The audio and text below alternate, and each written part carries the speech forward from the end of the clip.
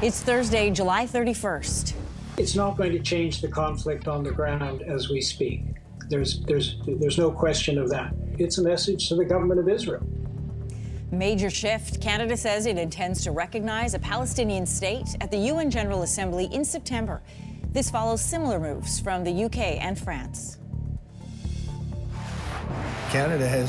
They've been charging our farmers 200%, 300%, 400% for years, and nobody did anything about it. More tough talk from U.S. President Donald Trump ahead of tomorrow's tariff deadline. Canada's stance on Gaza has added another hurdle to the talks.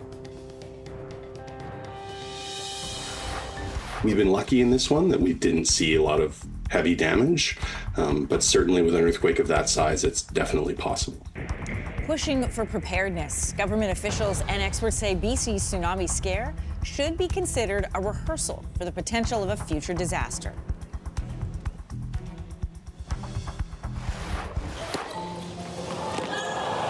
That's wide.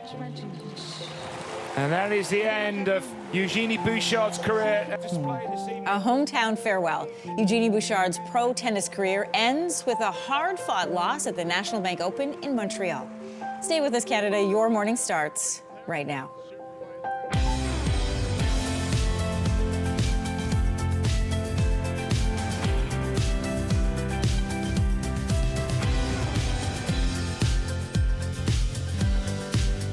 Good morning, Canada. Welcome to Your Morning. I'm Anne-Marie Mediwake. Good morning, everyone. Happy Thursday Eve. I'm Teddy Wilson. Thursday Eve. Oh, no, Friday Eve. It's legit Friday Thursday. Eve. I messed that up. Good morning. Hello. It's early. That just adds to the case of why Thursday is the worst day. I don't think Thursday's We the are worst ending day. the month very well here at Your Morning. Just as a quick update to anybody who's watching on social media, so the fire alarm had gone off quite early in the morning. That's right. Part of us were outside the building, part of us were inside the building. Anyway, we're here. We made it on air. If you see any flashing lights in the background or any of the wide shots, it's just because something needs to be turned off. That can't be turned off here in the building. But everybody's safe, no fire in the building. Adventurous morning, but everybody's okay. Yeah. All right, let's turn to the top news headlines we're following here for you this morning. Prime Minister Mark Carney says Canada intends to join two of its Western allies in recognizing a Palestinian state at the United Nations this fall. Canada intends to recognize the state of Palestine at the 80th session of the United Nations General Assembly in September 2025. The Prime Minister has spoken to the President of the Palestinian Authority about the plan, saying his intention to recognize a Palestinian state is based on their commitment to reforms. Those reforms include holding general elections next year where Hamas plays no part. Israel's foreign ministry is rejecting the announcement, saying Hamas is being rewarded for the atrocities of October 7th, 2023. Meanwhile, U.S. President Donald Trump has responded to Prime Minister Carney's announcement, saying on Truth Social, quote, "Wow, Canada has just announced that it is backing statehood for Palestine. That will make it very hard for us to make a trade deal with them. Oh, Canada." Prime Minister Mark Carney also gave an update on U.S. trade talks, saying they may go past tomorrow's deadline. As you know, we're seeking the best deal for Canadians. We have not yet reached that deal. Negotiations will continue until we do. So the U.S. set to hit some Canadian goods with a 35% tariff tomorrow. There has been another move that could further hurt Canadian businesses. President Trump is suspending an exemption that allows packages worth less than $800 into the U.S. tariff-free. The Canadian Federation of Independent Business says about a third of small exporters in our country use that exemption.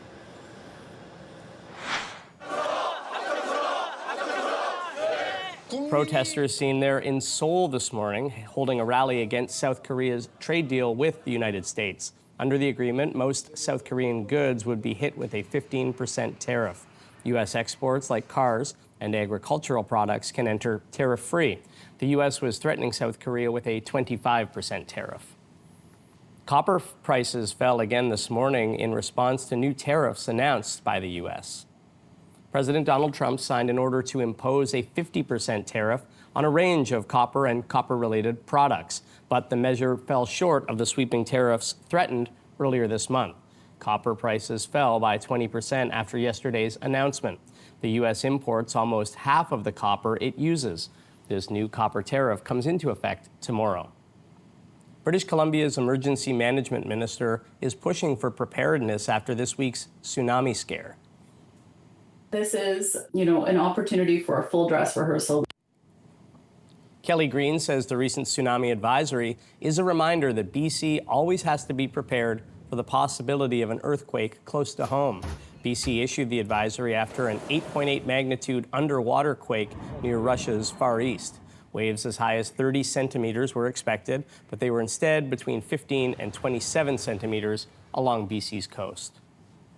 A Montreal father accused of killing his daughter in upstate New York has been denied bail. You have certain rights with respect to these charges. You have the right to remain silent, and you cannot be forced to testify against yourself. Luciano Fertolan pleaded not guilty to charges of second-degree murder and concealment of a corpse.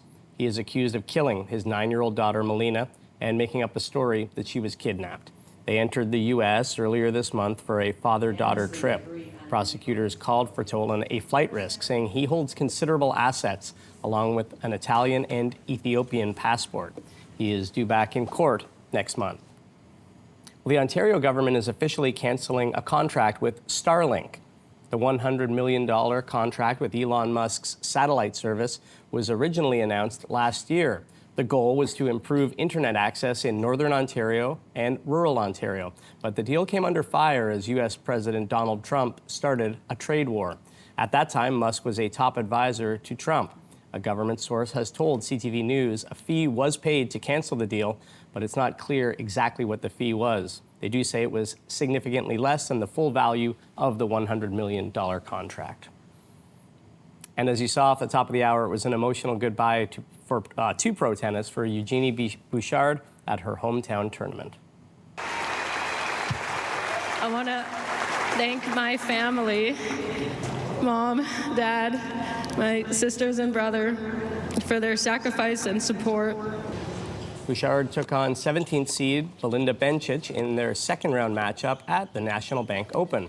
After dropping the first set, Bouchard rallied to force the match to a third set.